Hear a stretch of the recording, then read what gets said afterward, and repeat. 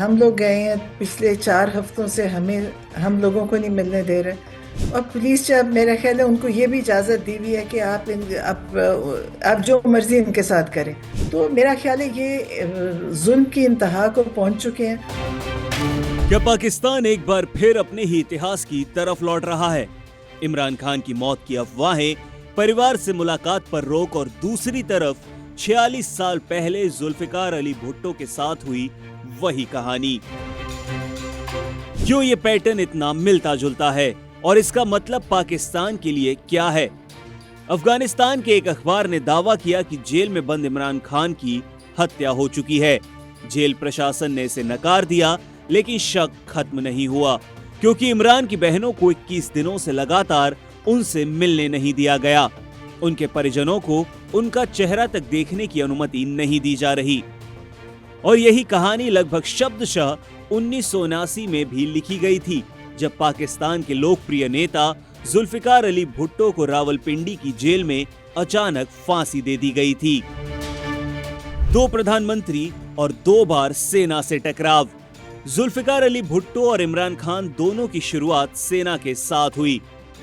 भुट्टो अयूब खान की कैबिनेट में कम उम्र के मंत्री बने। इमरान को 2018 में सत्ता तक पहुंचाने में जनरल बाजवा की भूमिका बताई जाती है। लेकिन दोनों की कहानी में मोड़ वहीं आया जहां सेना और नेता के बीच दूरी बढ़ती गई। भुट्टो ने अयूब खान के खिलाफ आवाज उठाई तो इमरान ने सेना के फैसलों और विदेश नीति पर खुलकर आलोचना शुरू कर दी थी। दोनों ही समय सेना इन नेताओं की बढ़ती लोकप्रियता को खतरे के रूप में देखने लगी। संविधान पर सेना का प्रभाव तब भी था और अब भी। 1973 में भुट्टो ने पाकिस्तान का नया संविधान तैयार कराया, जो प्रधानमंत्री को केंद्रीय ताकत देता था। लेकिन जिया उल हक के दौर में वही संविधान बदलकर सेना को ज्यादा अधिक ताकतवर बना दिया गया।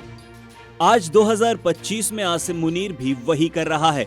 मीडिया रिपोर्ट्स के अनुसार पाकिस्तान के संविधान में कई ऐसे बदलाव हुए हैं जिससे सेना प्रमुख के खिलाफ कानूनी कार्रवाई लगभग नामुमकिन हो चुकी है। तीनों सेनाएं उसके नियंत्रण में हैं और पाकिस्तान का सत्ता संतुलन फिर से झुक गया है, लोकतंत्र से हटकर सैन्य प्रतिष्ठान की तरफ। मुलाकात पर रोक इतिहास का सटीक दोहराव है। 1979 में भुट्टो की बेटी बेनजीर भुट्टो जेल के बाहर खड़ी रही थी, लेकिन उन्हें पिता से मिलने नहीं दिया गया।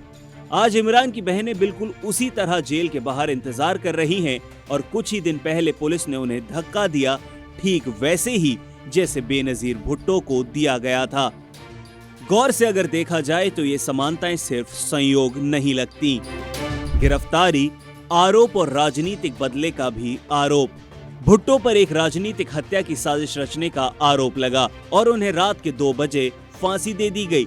रिपोर्ट्स के अनुसार फांसी से पहले उन्होंने नहाकर सफेद कपड़े पहने, इत्र लगाया और कहा कि मैं तैयार हूं, और फिर 2:04 पर उन्हें फांसी पर चढ़ा दिया गया। अब इमरान पर भी कई केस चल रहे हैं। कई लोग इन्हें राजनीतिक बदले का हिस्सा बताते हैं और जिस तरह परिवार को उनसे दूर रखा जा रहा है वो तुलना और मजबूत होने लगी है। सेना का अंदरूनी डर, इस पर विशेषज्ञ क्या कहते हैं?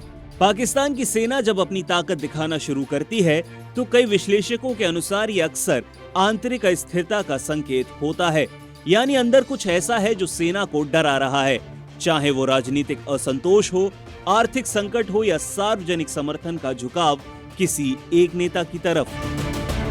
भुट्टो और इमरान दोनों की ही लोकप्रियता सेना के लिए वही असहज सवाल लेकर आई है। अगर ये नेता जनता के दिलों पर राज करते हैं तो क्या सेना उनकी सत्ता को सीमित कर पाएगी? अगर इमरान खान के साथ कुछ गंभीर हुआ है तो इसका असर सिर्फ पाकिस्तान तक सीमित नहीं रहेगा।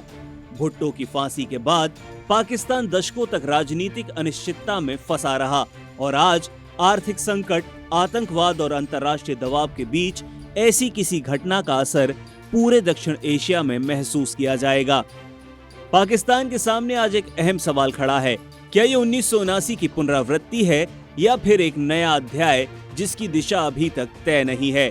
इतिहास कहता है जब भी पाकिस्तान में सेना और लोकप्रिय नेता आमने सामने आए हैं, देश अस्थिर हुआ है। लेकिन इस बार नतीजा क्या होगा ये तो आने वाले दिनों में ही पता चलेगा। ये इतिहास का दोहराव है या फिर पाकिस्तान के लिए एक चेतावनी? हमें अपनी राय कमेंट में जरूर बताएं। और अगर ये विश्लेषण आपको अच्छा लगा हो तो वीडियो को लाइक करें और चैनल को सब्सक्राइब कर लें।